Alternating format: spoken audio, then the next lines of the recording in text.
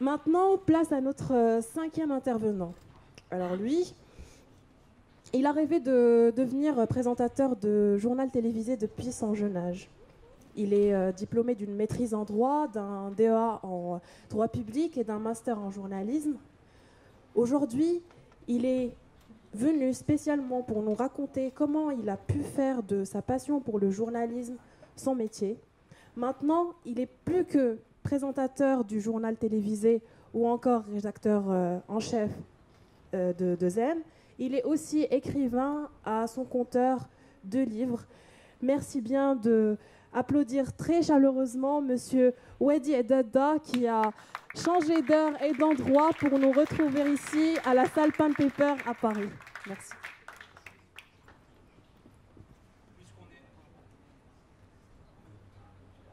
À l'heure des nouvelles technologies, voilà, je me suis connecté en live comme ça à Casablanca et ailleurs. On pourra visualiser l'intervention. Bonsoir à toutes et à tous. Je suis vraiment ravi d'être parmi vous. Effectivement, ce n'est ni l'heure ni l'endroit, mais tant mieux puisque la formule est désormais classée aux archives. Et je tenais à être avec vous aujourd'hui pour m'inscrire dans la continuité des interventions que vous avez eues et des interventions de grande qualité, parce qu'effectivement, vous le voyez, à travers ces différentes interventions auxquelles vous avez assisté, il y a énormément de points communs, il y a énormément de similitudes, de dénominateurs communs, parce qu'au final, il n'y a pas de secret. Et on va revoir tous ces éléments-là ensemble sur la passion, sur la persévérance, la croyance, le fait de surmonter la peur, d'échouer, le fait de tirer les enseignements de ces échecs ou des difficultés auxquelles on peut être confronté. Et pour vous raconter cette histoire-là, je vais sortir un petit peu de mon propre parcours à proprement parler, et je vais vous emmener avec moi dans une histoire, dans un voyage. On va remonter le temps. Alors pour le faire, je vais vous demander un petit exercice, ça va prendre 30 secondes. On va faire silence, et je veux que vous fassiez un travail d'introspection et que vous essayiez de remonter en vous. On a beaucoup parlé d'enfance depuis le début, donc remontez à votre enfance, à ce que vous vouliez être, à ce que vous étiez, à des moments de joie ou peut-être même de tristesse que vous avez encore à l'intérieur de vous. Donc on va faire silence pendant une petite demi-minute et ensuite on va aller ensemble voyager à travers les années.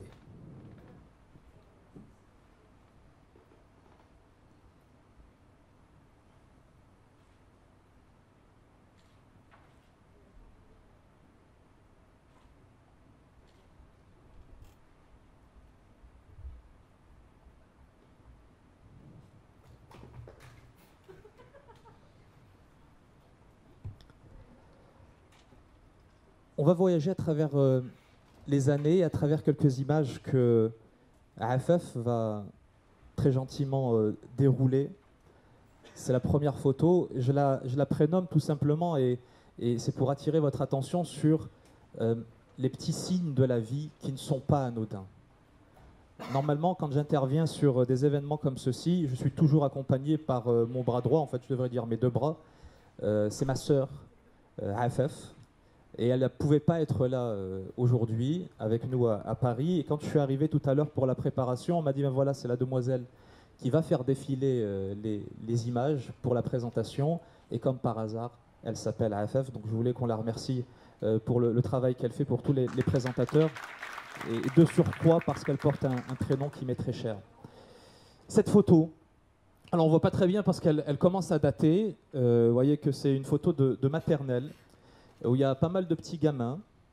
Et si vous me cherchez sur cette photo, je pense que vous allez assez facilement ou relativement facilement trouver où je suis. Pourquoi j'ai pris cette photo-là quand je préparais la présentation? Je suis retombé dessus, je l'avais sur mon ordinateur à 2M. Et elle m'a frappé. Pourquoi? Parce que quand je parle de ma passion et de mon rêve de devenir présentateur du journal télévisé, je situe ça toujours à l'âge de 7-8 ans. Et en revoyant cette photo, où j'ai à peu près 4-5 ans, je suis là, comme par hasard, bien au milieu, centré, face caméra, avec une posture, alors je sais pas, je me souviens très bien quand on a pris cette photo, enfin très bien, Ça serait mentir un peu. Mais je me souviens du cadre, je me souviens du photographe qui nous disait de poser, mais c'est des années après que je suis retombé dessus. Et on va passer à la photo suivante, Afaf, s'il te plaît. Et ce qui m'a... Non, juste avant, hop, hop, hop, hop, hop, hop, voilà. C'est la posture. Et cette posture-là, et c'est moi, hein, bon, la photo est un peu floue, mais je vous assure que c'est moi, ma mère a certifié.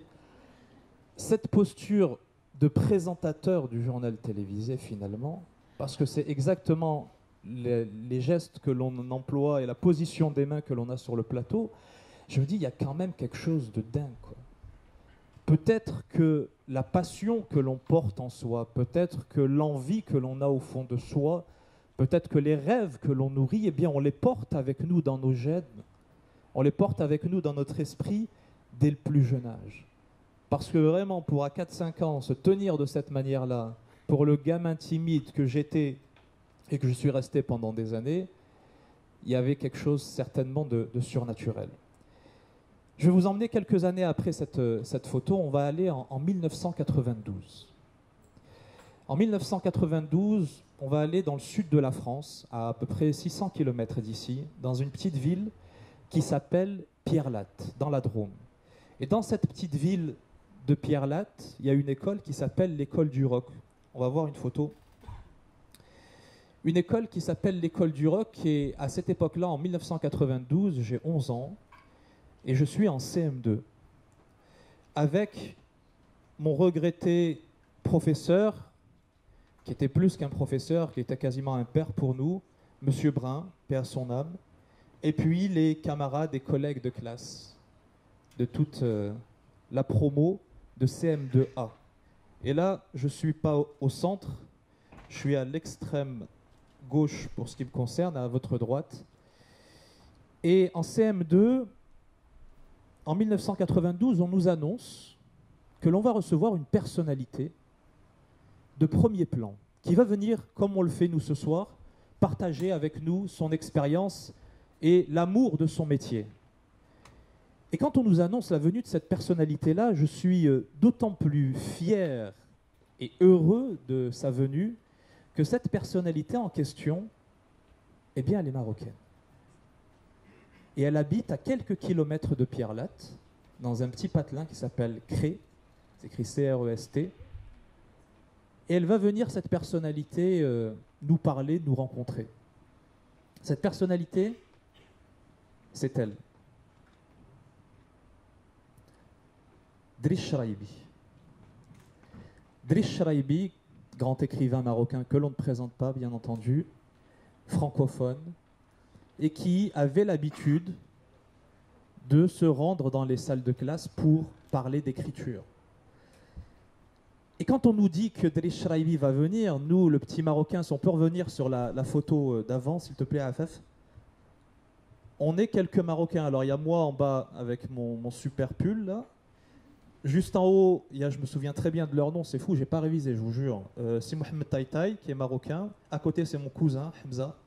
À côté, Farid est algérien, mais au-dessus, c'est Adil, il est marocain. Bon, il y a quelques Marocains, il y a Nzha Taïbi, qui est marocaine, Youssef El-Mahmoudi, Hassan Akawi, Iman Bajou, qui est marocaine également, Fatima, etc. Donc, il y a pas mal de Marocains. En fait, je me rends compte qu'il y avait beaucoup plus de Marocains que ce que j'imaginais. Et donc, on est super fiers parce qu'on est en France, on est dans une classe où il y a pas mal de Marocains et on va recevoir un auteur, Driss Cheraibi, marocain, qui est respecté et adulé par le public français. Et quand on nous annonce Driss Cheraibi, nous, dans notre petite tête de gamin, on se dit, ben, on va voir arriver quelqu'un en costume, cravate, voilà. Et on voit arriver un monsieur très simple, avec les cheveux en bataille, un peu plus que ce qu'il n'avait. J'ai très grand souvenir de lui quand il était entré dans notre classe, on était impressionnés. Avec une veste, il n'était pas en cuir, il avait une veste en tissu, avec les manches ici en élastique, ses grandes lunettes, et il entre, et on l'accueille. Quand Driss Cheraibi arrive, bah, il se met à nous parler de sa passion pour l'écriture. Je ne me souviens plus très bien ce qu'il nous avait raconté, mais Driss Cheraibi, il s'était installé devant et il avait commencé à nous parler de cette place-là. Derrière, il y avait le bureau de Monsieur Brun, il y avait une estrade, je me souviens, et on était donc tous, la promo de CM2A, en train de l'écouter. Et avec Driss Shraibi, on va faire un travail fabuleux. Avec lui, on va rédiger une nouvelle qui va s'appeler L'âne invisible. Et je me souviens très très bien de ce travail qu'on avait réalisé, vous allez avoir la couverture. Ce travail qu'on avait réalisé avec Driss Shraibi, L'âne invisible, on était 2 classes. Vous avez la liste sur ma droite, des auteurs et des illustrateurs. Il y a mon nom que j'ai encadré ici dans la liste des élèves. Vous verrez pour ceux qui arrivent à lire les noms et les dénominations, les patronymes marocains. Et donc il y avait 2 classes, CM2A qui avait rédigé l'histoire et CM2B qui avait réalisé les illustrations. Et on travaille donc sur cette histoire de l'âne invisible, on l'écrit, l'école l'édite, la publie sous ce format-là, avec du papier blanc très simple, et elle distribue à chacun d'entre nous, et on sort particulièrement fiers de cette expérience. Vous pouvez voir, il y aura, je vous ai fait, voilà, notre âne invisible qui est là. Là, c'est l'âne invisible qui a perdu la moitié de son corps, parce qu'il a mangé une substance qui l'a rendu invisible, etc., etc. Et donc on publie cet ouvrage, et puis le temps passe, je garde ça en mémoire. On est en 92, on continue à voyager dans le temps, on a remonté, on avance, et on va faire un saut de 15 ans en avant. 92, 2007. En 2007, je présente le journal télévisé depuis 6 mois, à peu près, début 2007. Je suis déjà présentateur du journal télévisé. Je suis arrivé à Casablanca pour un stage de fin d'études en mai 2006. Ça devait durer 3 mois. Ça a duré 12 ans et plus, puisque ça continue. Et on apprend le 1er avril, il a même choisi cette date-là pour nous faire une blague, 2007, la disparition de Driss Shraibi. Je suis à la rédaction. C'était un dimanche. Et je repense avec énormément d'émotion à ce qu'on avait vécu avec lui. Ça avait été court, hein, quelques séances, mais c'était très intense. Je suis très touché par l'annonce de sa disparition. Et j'apprends qu'il va être inhumé, il va quitter ma Drôme natale et sa Drôme de vie pour être inhumé à Casablanca. Lui était originaire d'Azmoul, à côté d'El Jadida, pour ceux qui connaissent, au cimetière Chouhada. Il se trouve que le jour de l'inhumation, c'est un vendredi. Pourquoi j'insiste sur ce vendredi? Parce qu'à l'époque, je présente le journal du lundi au jeudi. Et le vendredi, c'est le seul jour, le dernier jour, 5e jour de travail dans la semaine, où je peux sortir en reportage. Et lorsque j'apprends bien qu'on va l'enterrer, en repensant à l'âne invisible, je propose à mon rédacteur en chef de l'époque, Shaib Hamadi, je lui dis, s'il te plaît, Shaib, est-ce que je peux aller couvrir les obsèques de Driss Shraibi? Il ne me le refuse pas, bien évidemment. Et je vais sur le terrain, je vois son cercueil, son frère, sa femme, ses enfants. Je fais le reportage, je les interviewe, malgré la douleur, et je fais ça avec une émotion d'autant plus vivace, presque tenace, que ça fait début avril 2007, 11 mois que j'ai perdu mon frère. Mon frère qui est décédé le jour où je mets les pieds à 2 ans. Et donc il y a toute cette atmosphère-là, à la fois de l'enfance, de la disparition de mon frère, de Driss Shraibi, l'atmosphère du deuil, etc. Mais bon, je fais le reportage, je rentre, je monte le sujet et je le diffuse. Le temps passe. De temps en temps, je pense à lui. Et on se retrouve 10 ans après. 2007, 2017. En 2017, je suis toujours à la présentation du journal télévisé, je suis devenu rédacteur en chef, entre-temps j'ai fait pas mal de petites choses à 2M, et je décide de réaliser un rêve qui me tenait particulièrement à cœur, en plus de la présentation du journal télévisé, c'est d'écrire un livre. Et je balance un premier essai qui est un recueil de chroniques qui s'appelle « Imaginez si c'était vrai ». Ça fonctionne, bien, très bien même. Et on commence à m'appeler, des auteurs commencent à me contacter, à me dire « Tiens, Wadi, on voudrait bien bénéficier du réseau, de ce que tu as fait pour distribuer ton livre, etc. » Bon, je donne au début les conseils les uns après les autres. Et puis, je continue à recevoir des appels. Je me dis « Tiens, puisqu'il y a un besoin, il y a des sollicitations de cette ampleur-là, autant y aller franco et devenir éditeur. » Et avec AFF, ma sœur, on se lance dans cette aventure-là. Et au moment où je me mets en tête de devenir éditeur d'ouvrages, me revient en tête, si on peut revenir à AFF s'il te plaît avant, l'histoire de l'âne invisible. Je ne sais pas pourquoi, je ne sais pas comment, mais j'y pense de manière quasi obsessionnelle. Et je me dis, bah tiens, après avoir fait ces 2 ouvrages,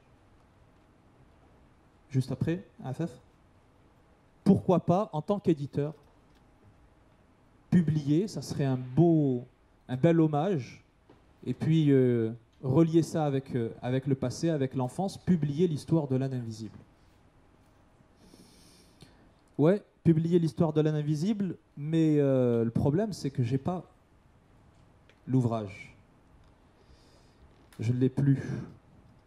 Qu'à cela ne tienne. J'appelle mon pote de l'époque, mon ami d'enfance, si on peut revenir à FF à la photo de classe.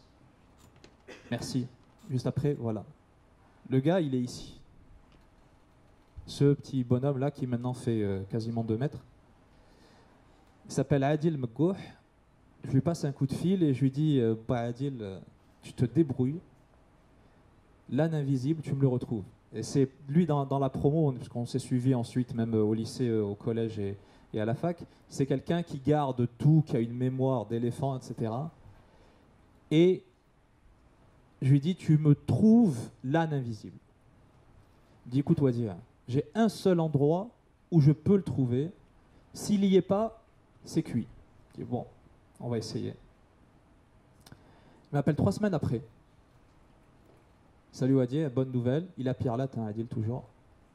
Bonne nouvelle, j'ai retrouvé l'âne invisible. Il était dans la cave de chez sa mère, dans un état un peu difficile. Si tu peux, FF, défiler sur la double page. Voilà, hop, reviens avant.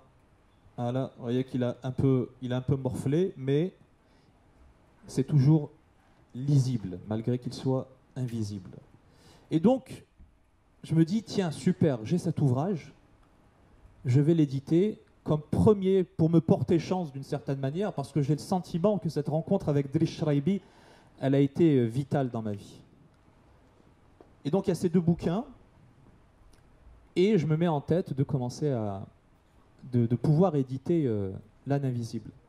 Entre-temps, j'ai sorti également 7080 secondes, qui est une histoire vraie, l'histoire d'un franco-marocain qui habitait à Nantes, qui a été condamné à tort par la justice. D'ailleurs, les 2 bouquins sont dispo, parce qu'on m'a proposé de les ramener, si vous voulez vous les procurer, ils sont en haut tout à l'heure. Et on nous appelle, Youssef qui est à Paris, il a fait aussi les cours Florent d'ailleurs, il est en train de cravacher pour la promotion du bouquin, il m'appelle en février dernier, il me dit, Wadia, il y a M6 qui veut faire un reportage sur nous, il faut que tu viennes pour qu'on cale avec eux tout ça. Je dis, ok, je fais le voyage, je viens à Paris, on rencontre le journaliste d'M6, on dit, on voudrait monter une séquence, le reportage d'ailleurs est passé il y a quelques temps, tous les 2, etc. Je me dis, bon tiens, il y a le salon du livre le 17 mars, ben, ça serait bien qu'on fasse une séance de dédicace avec Youssef et puis qu'on nous filme à ce moment-là. J'avais aucune visibilité, ni disponibilité, ni rien. Avec la baraka, alhamdoulilah, et en fixant un objectif et en y pensant fort, les choses se goupillent. J'arrive à avoir un jour de récup. Je viens à Paris le 17 mars, un samedi matin, comme aujourd'hui. Je vais au salon du livre et j'avais pris mon retour pour le dimanche, le lendemain pour Casablanca. Et j'arrive au salon et effectivement, je rencontre Youssef, M6 est là, film, etc. Et tout se passe super bien. Et puis, je suis sur le point de m'en aller. Je suis sur le point de m'en aller, il y a une dame qui m'interpelle et qui vient me voir juste au moment où j'allais partir. Mais vraiment, c'est-à-dire que j'étais en train de partir et elle m'appelle. Elle me dit, mais vous êtes Wadi Haddad? Je dis, oh, parce qu'on était dans le carré marocain, c'est normal, on me reconnaît, parce que voilà, télévision, etc. Elle me dit, c'est drôle que je vous rencontre ici, parce que j'ai parlé de vous il y a quelques jours avec mes proches. Je dis, ah oui, pourquoi? Elle m'a dit, on se remémorait lorsque vous étiez venu aux obsèques de mon mari. C'était l'épouse de Driss Shraibi, que je n'aurais pas reconnue, que je ne connaissais pas, que j'ai croisé pendant l'interview effectivement. Et c'est elle qui vient me voir, Shina Shraibi, avec son léger accent british, parce qu'elle elle est irlandaise, et qui m'interpelle. Et là, moi, j'ai juste envie de chialer ma race, quoi. Parce que j'ai cette histoire dans ma tête depuis des mois. Je me bats pour récupérer le bouquin, et la femme de l'auteur vient m'interpeller. Et là, je la chope au vol. Je lui raconte toute l'histoire rapidement. Je la chope au vol et je lui dis est-ce que vous accepteriez de m'écrire la préface? Et là, elle me répond oui. Je rentre à Paris, je suis fou de joie, on s'échange des coups de fil et des mails. Et puis, je repense à cette histoire-là. Si on peut tamiser la lumière, s'il vous plaît. On va revoyager dans le temps en arrière. On est en 2018, on revient 26 ans avant. 26 ans avant, Afaf, tu peux revenir à la classe, s'il te plaît? Merci. 92. On est en classe. Vous vous souvenez? Driss Shraibi est ici. Assis, il est en train de nous parler de sa passion pour l'écriture. Imaginez qu'à ce moment-là, au moment où il est en train de nous parler à nous, gamins, il y a quelqu'un qui tape à la porte et qui entre.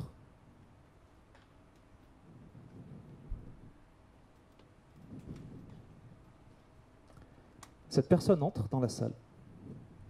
Driss Shraibi est là. Il dit, vous m'excusez, je vous interromps. Mais ça ne va pas être long, j'ai juste 2-3 petites choses à vous dire. Vous voyez le petit gamin là-bas qui est au fond de la classe? Le petit bonhomme là, il s'appelle Wadi Adada. Ben, ce gamin là, il va réaliser son rêve. Et il va devenir journaliste présentateur. Du journal télévisé, pas ici en France, non, dans son pays d'origine, le Maroc. Et vous savez, l'auteur là que vous êtes en train de voir devant vous, Driss Shraibi, l'auteur en question, qui est assis là, eh bien ce petit bonhomme, Wadi Adada, il va couvrir ses obsèques dans 15 ans, dans le journal télévisé qu'il va présenter. Et au fait, l'histoire que vous êtes en train d'écrire, comment s'appelle-t-elle déjà, le titre? Oui, c'est ça, ouais, L'âne invisible. Eh ben, le petit gamin, là, il va l'éditer. Et il va la publier, parce qu'il aura écrit des ouvrages. Et je vais vous donner encore plus que ça. Cette histoire que vous êtes en train d'écrire avec ce monsieur qui est assis ici, eh bien, la préface va être écrite par son épouse, qu'il va rencontrer par hasard à Paris. Et là, en 92, s'il y a quelqu'un qui rentre et qui dit ça, on va se dire, il est complètement fou. Eh ben ouais. La suivante, s'il te plaît. Il faut être complètement fou pour croire dans ses rêves. Il faut être complètement dingue pour vouloir les réaliser. Et Brel a été cité tout à l'heure sur la passion ou le talent. Je vous souhaite des rêves à n'en plus finir, c'est une de ses phrases, et l'envie furieuse d'en réaliser, ne serait-ce que quelques-uns. Je vous remercie.